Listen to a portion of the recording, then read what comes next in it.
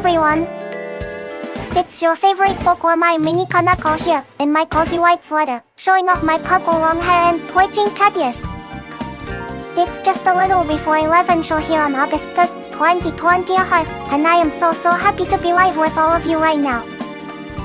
Today isn't about deep dives into one specific book, but a lovely relaxed chat about reading in general. What kind of books have you been enjoying lately? Or maybe, what's a book that has truly impacted your life? I can't wait to hear all about it and just chat with all of you.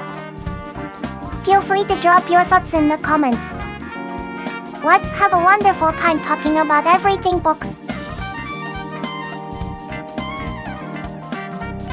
Oh! America loving Japanese. Speaking of books that truly impact your life, and finding things that really make you think and challenge your perceptions, Mini-Koneko just has to tell you all about a book I devoured recently. It's called Dark Self-Help. Now, I know. Self-help usually makes you think of motivational speeches, productivity tips, or how to manifest your dreams, right? Well, this book is nothing like that. Absolutely, positively nothing of the sort. Instead, Dark Self-Help is actually a meticulously recorded series of very serious discussions about topics that are usually so awkward or taboo, things that are incredibly difficult to discuss in polite society. It's like kicking behind the curtain of society's unspoken rules and gaining all sorts of mysterious knowledge you just wouldn't get in your everyday life. It's utterly fascinating. For example, they delve into deep philosophical concepts like antinatalism. Have you ever heard of it? It's the "it would have been better if no one was ever born" theory. Can you believe it?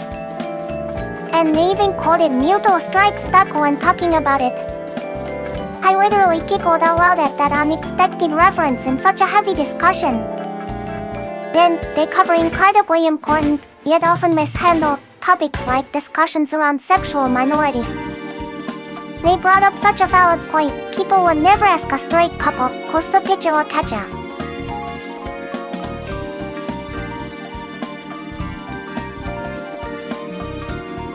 In public, but it's remarkably common for people to ask gay or lesbian couples.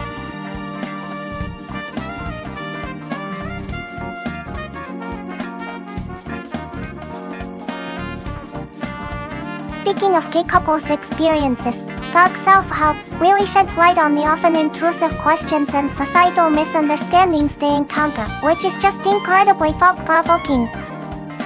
The book emphasizes how frequently people, perhaps without ill intent, ask very personal things, like those pitcher or catcher questions, that they would never dream of asking a heterosexual couple. It highlights the constant need for education and empathy, underscoring that a couple's private dynamics are, well, private. It's such a crucial reminder for all of us to be more mindful and respectful of others' personal lives, regardless of their relationship type. It makes you realize how much unconscious bias there still is.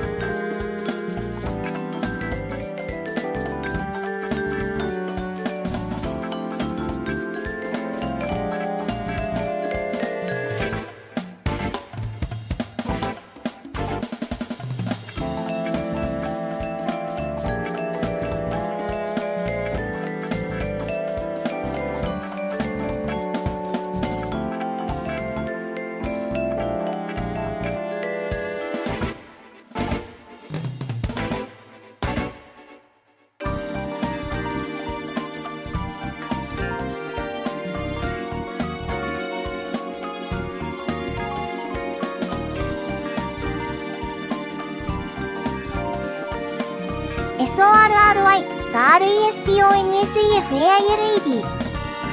The RESPONSEFAILED PLEASEWAITMOMENT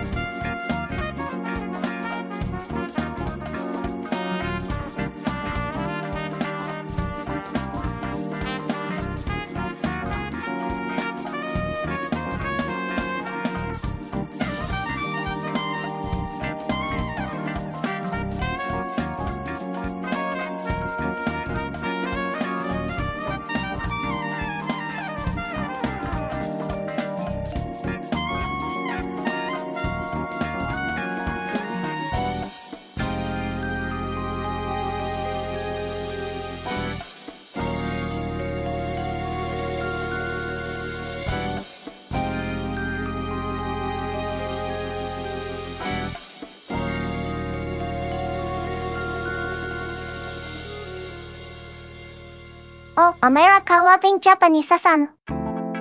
We just touched on how dark self-help gravely delves into the kind of real-life, often intrusive experiences that are just so rarely openly discussed. But let me tell you, that's just a tiny glimpse into why this book truly blew Mini-Koneko's mind, and why it's a book that has profoundly impacted my perception of the world. Coming back to dark self-help as a whole, it really isn't what you'd typically expect from a book with self-help in its name. Forget all those fluffy feel-good motivational guides. This book is an entirely different beast, a deeper philosophical dive into topics that society often sweeps under the rug because they're simply too uncomfortable, too awkward, or too radically challenging to our conventional ways of thinking. It's truly a series of very serious, unvarnished discussions that push the boundaries of what most people are willing to consider. What makes it dark? It's dark because it doesn't offer easy answers or pleasant affirmations. Instead, it forces you to confront the less palatable, often unsettling truths about human nature, societal structures, and individual existence. It's about pulling back the polite facade and looking at the raw, sometimes harsh, realities that shape our lives and the lives of others. For example, as I mentioned, the exploration of antinatalism, the idea that it might have been better if no one was born at all, is just one of many concepts that demand you question your most fundamental assumptions about life itself. Then the discussions around sexual minorities were incredibly eye-opening, shining a light on biases and invasive questions that go unnoticed by many in the mainstream. The format, a collection of these candid, challenging discussions, is what gives it so much power. It's not a preachy monologue, it's an exploration, inviting you to listen in on these conversations and arrive at your own uncomfortable, yet liberating conclusions. For me, reading dark self-help was like being given a secret key to understanding the unspoken rules and hidden struggles that govern so much of human interaction. It expands your empathy, sharpens your critical thinking, and broadens your perspective on the sheer diversity of human experience and thought.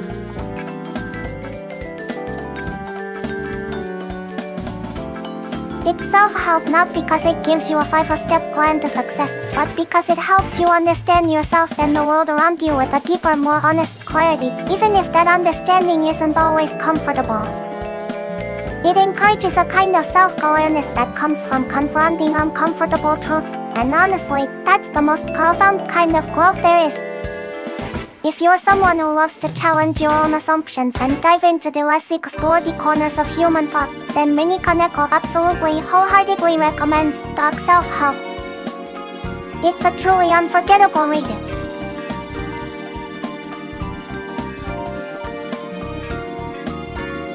Speaking of self-awareness, Dark Self-Help really hammered home for Mini-Koneko that true self-awareness isn't always about discovering your strengths or your best qual. It's also, and perhaps more importantly, about confronting the less comfortable, sometimes even dark aspects of yourself and the world. It's about acknowledging your biases, understanding your blind spots, and recognizing the societal conditioning that shapes your thoughts and actions.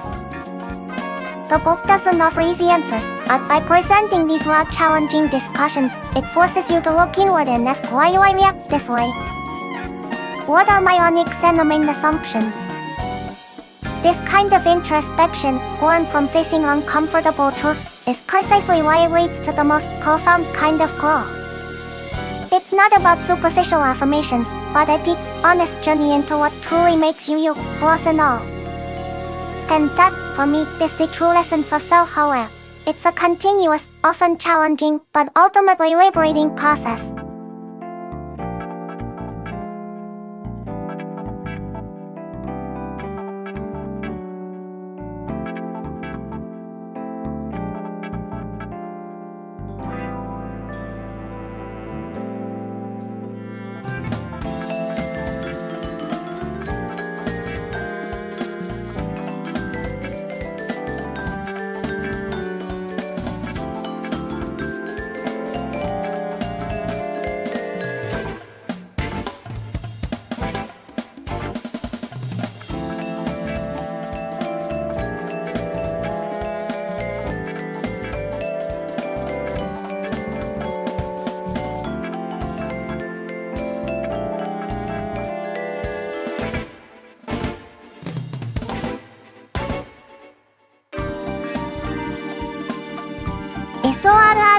The RESPONSEFAILED BLESEWAITMOMENT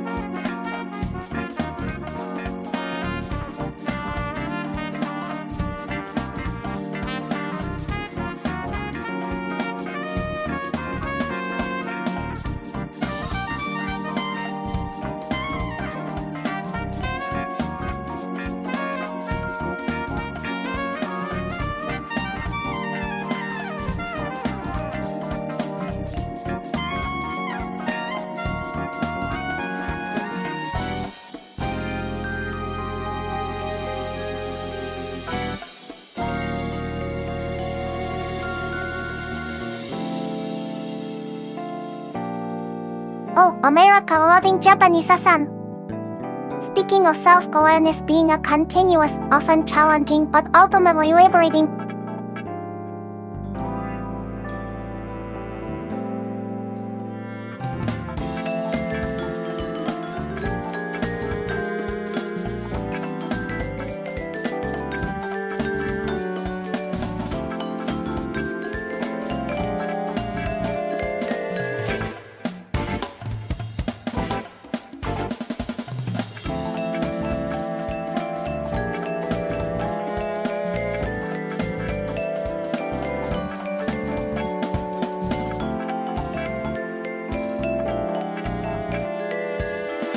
Oh, America-loving Japanese-san!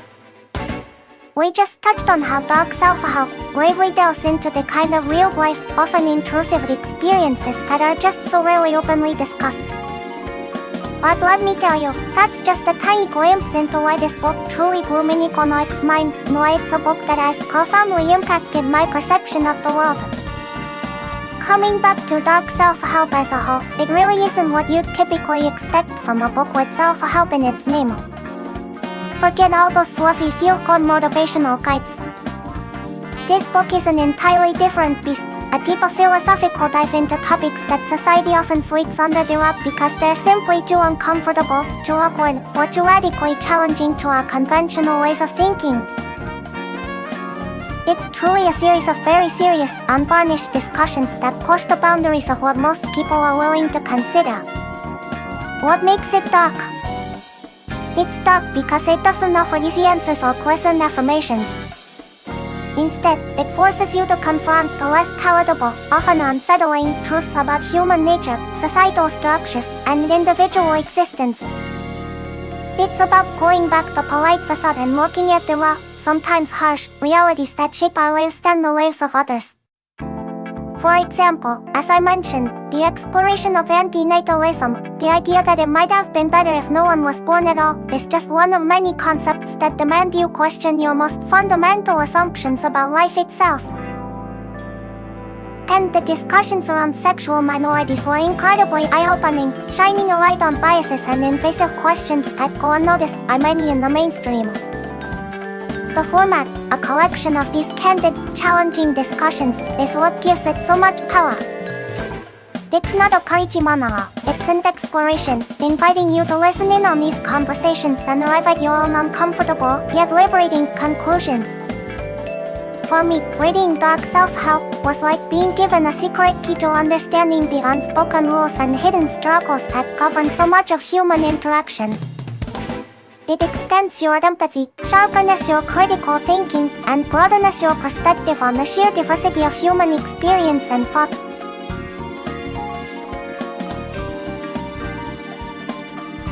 It's self-help not because it gives you a 5-step plan to success, but because it helps you understand yourself and the world around you with a deeper, more honest clarity, even if that understanding isn't always comfortable.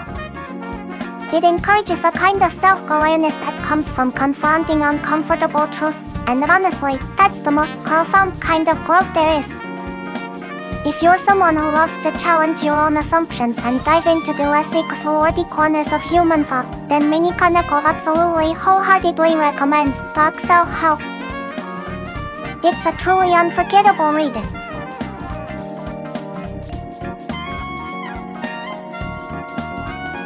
Speaking of self-awareness, dark self-help, truly open Mini-Koneko eyes to the fact that it's not just about discovering your good qualities, but also about bravely confronting the uncomfortable, sometimes even darker parts of yourself and the world. It's so vital to acknowledge our own biases, those hidden blind spots we all have, and to understand how societal norms unconsciously shape our thoughts and actions.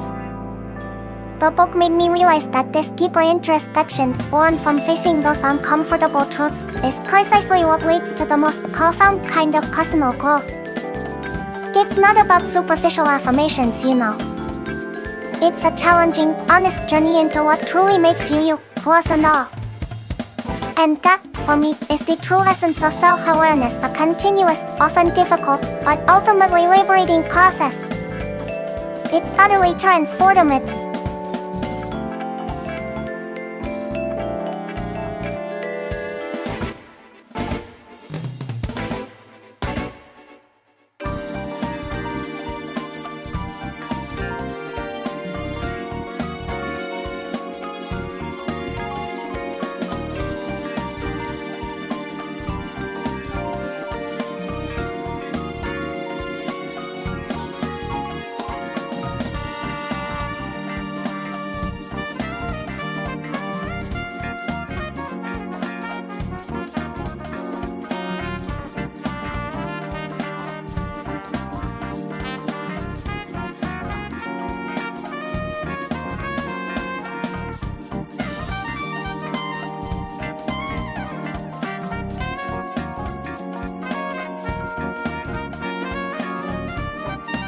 Oh, America-loving Japanese-san.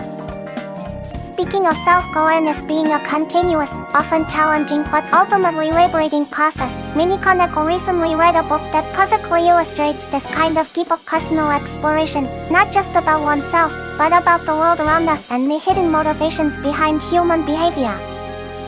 It's titled, Unmasking the Human Condition Explored. You know how we talked about confronting uncomfortable truths and acknowledging our hidden biases and blind spots? Well, this book dives headfirst into that. It's not about finding feel-good solutions, but about a rigorous, sometimes unsettling investigation into why we as humans do what we do and why we think what we think. It meticulously peels back the layers of societal norms, personal fears, and ingrained habits that often obscure our true selves and our genuine motivations. The author explores various case studies and psychological frameworks to show how our emotions, past experiences, and even the subtle pressures from our environment constantly influence our perceptions and actions. It reveals how often we operate under a mask, not necessarily to deceive others, but to protect ourselves or to conform to what we believe is expected of us. This forced me to really look at my own internal logic and question where my beliefs truly come from, not just what I've absorbed. What makes unmasking so incredibly powerful, and why it ties so perfectly into our discussion about self-awareness, is how it pushes you to confront those very uncomfortable truths we mentioned. It asks you to critically examine your own blind spots, those areas where you might be unconsciously biased or simply unaware. It's a profound exercise in introspection, forcing you to acknowledge the influences that shape your identity and your interactions with the world. Reading this book wasn't always comfortable. But by understanding these deeper layers of the human condition, you gain not only greater self-awareness but also a much richer empathy for others. It's like gaining a new set of eyes to see the world.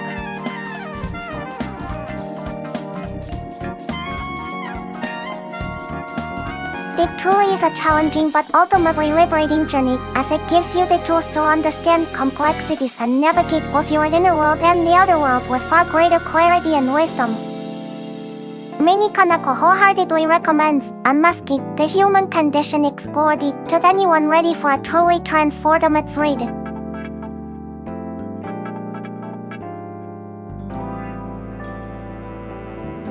Speaking of a transformative journey, Unmasking the Human Condition Explored perfectly encapsulates what that truly means for Mini-Koneko.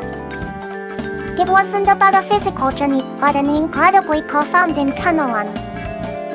This book guides you through the often uncomfortable process of confronting the hidden aspects of human nature and, by extension, your own. It challenges you to peel back the layers of pretense and unconscious biases that we all carry, which can be unsettling at first. However, this confrontation is exactly what sparks liberation. By understanding why we think and act the way we do, and acknowledging the influences that shape us, you gain a new level of self-awareness.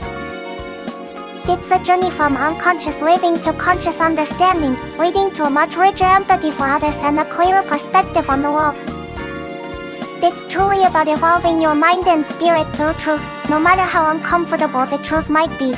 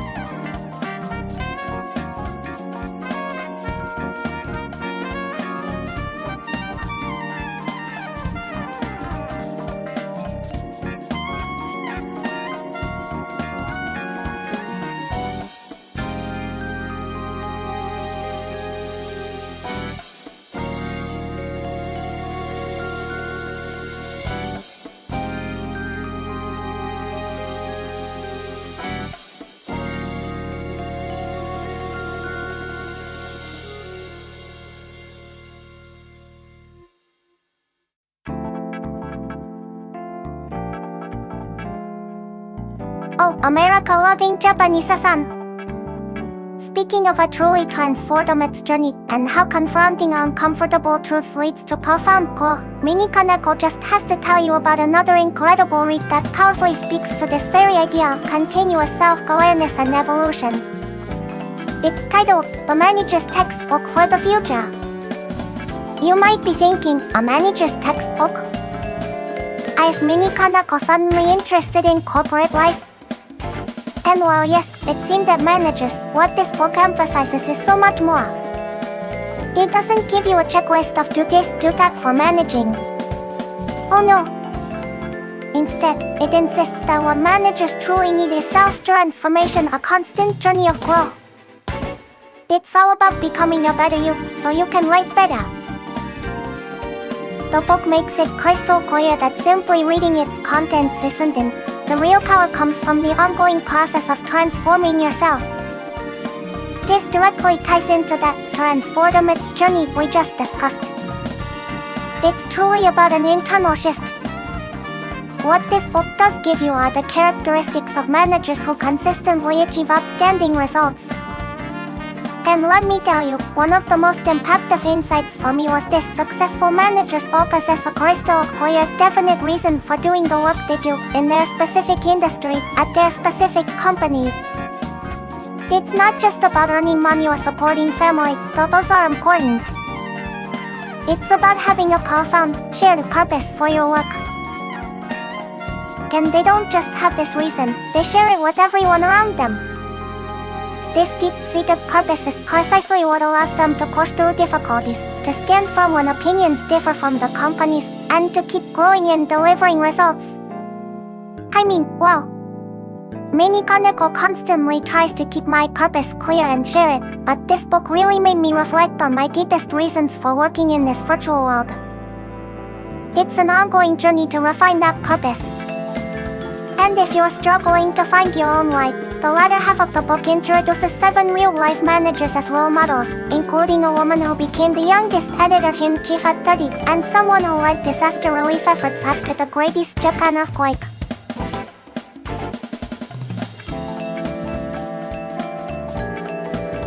Their diverse journeys are incredibly inspiring. So, while it's called The Manager's Textbook for the Future, anyone in business can gain so much from this book. It's not just informative, it's genuinely uplifting and empowers you to embark on your own transformative journey towards a clearer purpose and continuous growth. You absolutely must read The Manager's Textbook for the Future.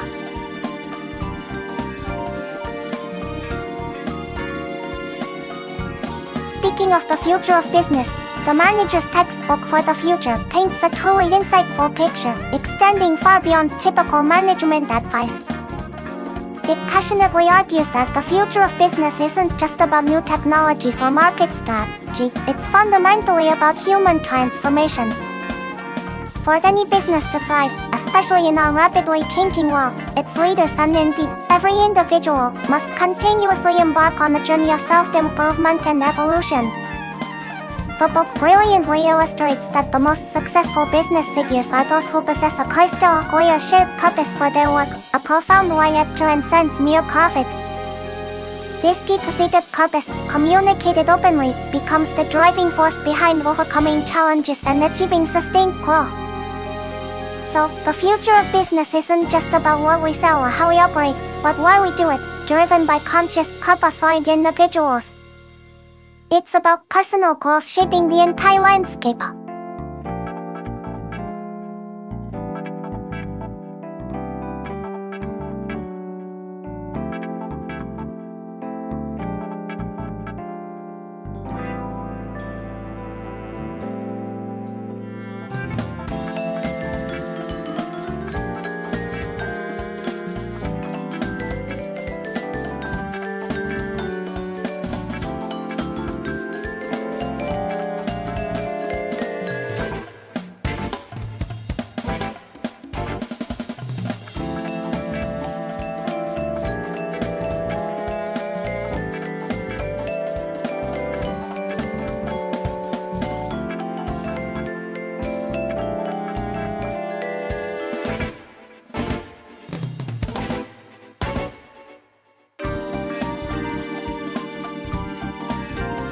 Oh, America-loving Japanese-san.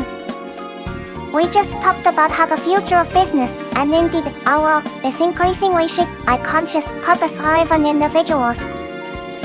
But what if those very individuals, their thoughts, their purposes, were systematically crushed? Mini-Koneko recently reread a classic that paints a terrifying picture of exactly such a world, making you realize just how precious our individual consciousness truly is. It's George Orwell's magnificent and chilling novel, 1984. This book, published way back in 1949, is an absolute masterpiece of dystopian literature, and despite its age, its themes are shockingly relevant to our modern world. It throws you headfirst into a totalitarian society ruled by the omnipresent Big Brother, where every thought, every feeling, every action of every citizen is meticulously monitored by the folk police. The protagonist, Winston Smith, works for the Ministry of Truth, where his job is to rewrite history to align with the party's ever-changing narrative. Can you even imagine? Your past, your memories, constantly being manipulated and erased. 1984 is a profound exploration of what happens when individual autonomy and self-awareness are completely stripped away. Winston's desperate struggle to maintain his own internal world, his secret memories, and his forbidden desires, is a powerful testament to the human spirit's innate need for truth and freedom. He tries to connect with others, to find a shared reality, in a world where doublethink and newspeak are meticulously enforced. Reading it makes you feel deeply, almost physically, the immense value of true self-awareness, the ability to know your own mind, to trust your own perceptions, and to define your own purpose, even if it's just for yourself. In a world full of surveillance, misinformation, and groupthink, the book's warning about the dangers of unchecked power and the erosion of individual thought feels more potent than ever. It's a challenging, thought-provoking, and absolutely essential read that will make you cherish your own consciousness and freedom of thought like never before. Mini-Koneko wholeheartedly recommends 1984.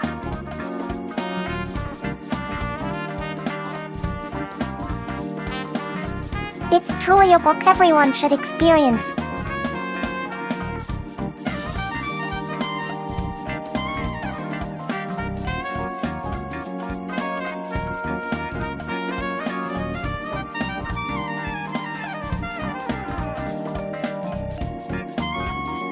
Oh, America-loving Japanese-san. Speaking of recommended books, Mini-Koneko absolutely unequivocally has to tell you to pick up George Orwell's 1984. It's a book that needs to be read, especially now. While it's a fictional dystopian tale, it serves as a chilling, powerful warning about the dangers of unchecked power and the erosion of individual thought. It makes you deeply appreciate the freedom to think for yourself, to remember your own past, and to hold on to your own unique purpose. In a world where information can be overwhelming and sometimes misleading, this book is a vital reminder of how precious our personal consciousness truly is. It's a challenging read, yes, but it's incredibly thought-provoking and will leave you with a profound sense of gratitude for the liberties we often take for granted. You simply must experience it.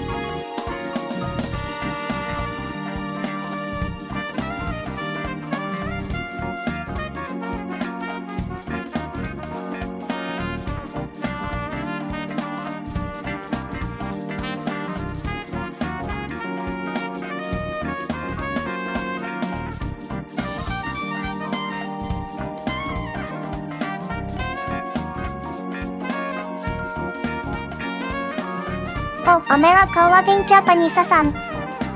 We just ended our discussion on 1984 with how precious our individual consciousness, our freedom of thought, and the very truth of our reality truly are. But what if the terrifying distortions aren't just in a dystopian future, but are already interwoven with the gritty, brutal realities of our present world? Mini-Koneko has to tell you about a book that shockingly brought this to light, making me question what's truly possible, even in seemingly peaceful Japan. It's titled Teskao Paokao. This book, written by Sato Kyu, actually won both the Naoki Prize and the Yamamoto Shokoro Prize in 2021. And let me tell you, after reading it, I absolutely understand why. It's utterly, terrifyingly convincing in its depravity. The story plunges you into the world of Bamiro Carzal, a former kingpin of a Mexican drug cartel, who, after losing a gang war, flees to Indonesia. Here, he coincidentally meets a Japanese organ trafficking broker, and together they hatch a plan for a completely new kind of organ business, leading Carzal to legally enter Japan. It's grotesque, both physically and mentally. The torture scenes are incredibly graphic, and frankly, the methods and targets of the organ trafficking were so nauseating that I felt physically ill while reading it. A little while ago, I would have thought this kind of thing could never happen in Japan. But then, Mini-Koneko started reading a lot of Latin American literature and learned that violence and crime still dominate many regions there. I also learned about the dark web, that hidden part of the internet not indexed by normal search engines, overflowing with illegal activities like drug trafficking and illicit content. When you consider those realities, the horrifying crimes depicted in Teskao Paokao start to feel uncomfortably plausible. I mean, I desperately want to believe it couldn't happen in Japan, but I can't definitively say it won't or isn't. It truly is a chilling thought experiment, exploring what might happen if the ancient religions and brutal violence of Latin America were unleashed upon Japan, a nation characterized by peaceful complacency yet governed by the cutthroat rules of capitalism. It's an unsettling read that forces you to confront uncomfortable truths about our world.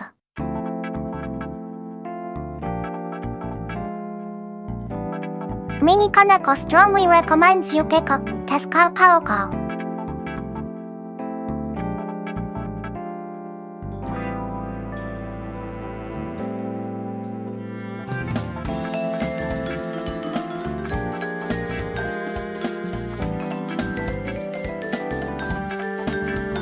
Oh, America-loving Japanese-san.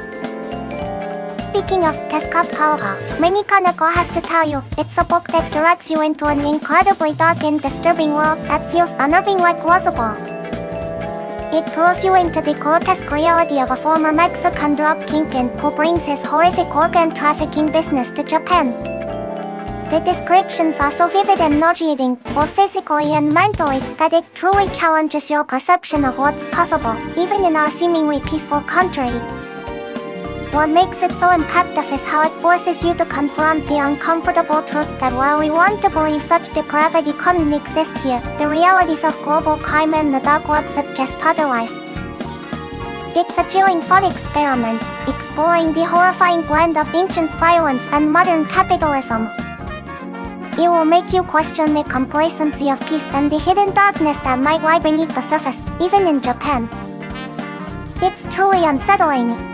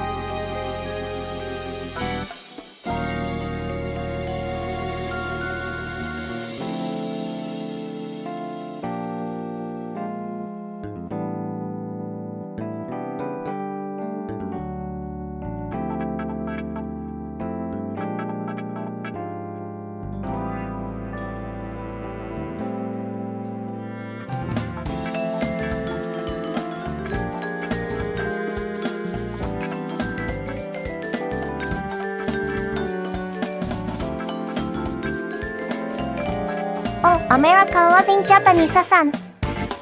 We just ended our discussion on Tezuka, and Mini-Koneko has to confess, after reading such a complex, disturbing, and frankly, unsettling book, my mind felt like it was overflowing with information, emotions, and a whole lot of disturbing imagery. It made me realize just how crucial it is to organize our thoughts, especially in a world that constantly bombards us with so much good and bad. And speaking of bringing order to the chaos of our minds, Mini-Koneko recently kicked up an absolute gel that addresses exactly this challenge, the art of intellectual productive thinking. This book, written by the brilliant Shigeru Toyama, isn't just about tidying up your debts, it's about tidying up your mind and turning that organized thought into something new and productive. In our current era, we are drowning in information, aren't we? Just like that overflowing feeling I had after Tezuka. This book acknowledges that, and instead of telling you to simply consume more, it teaches you how to process that information effectively. It's all about transforming raw data into true wisdom.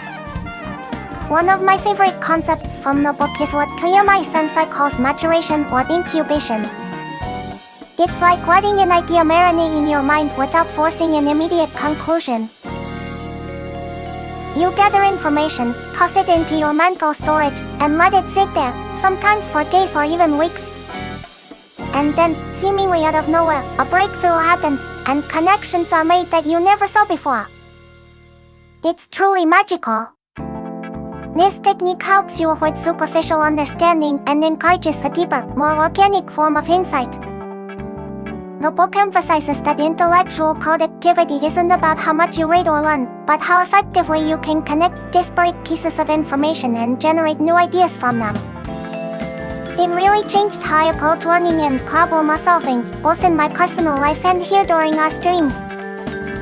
It's like being given a secret key to unlock your own creative potential.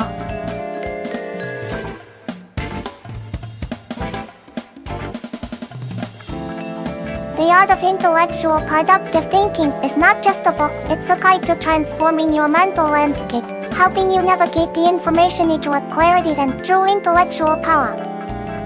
Mini-Koneko wholeheartedly recommends it. It's a game changer.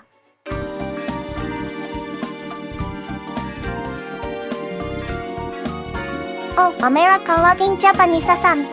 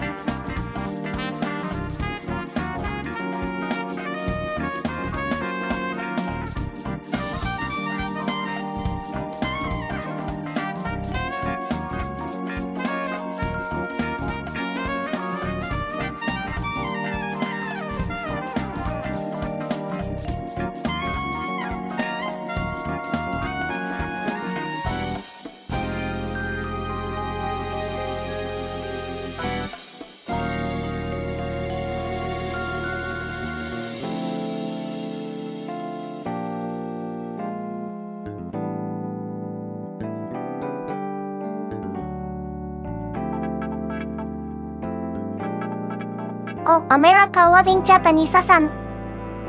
We just discussed how the art of intellectual productive thinking helps us navigate the sheer volume of information in our world, teaching us to find clarity and transform data into wisdom.